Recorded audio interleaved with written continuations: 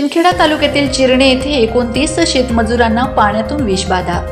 शिंदखेडा तालुक्यातील चिरणे शिवारातील शेतमजुरांना पाण्यातून विषबाधा झाल्याची घटना बुधवारी सायंकाळी घडली। यात त्रास होत असलेल्या 29 जणांना शिंदखेडा ग्रामीण रुग्णालयात उपचारासाठी दाखल करण्यात आले असून सर्वांची प्रकृती आता स्थिर असल्याची माहिती वैद्यकीय सूत्रांनी दिली आहे।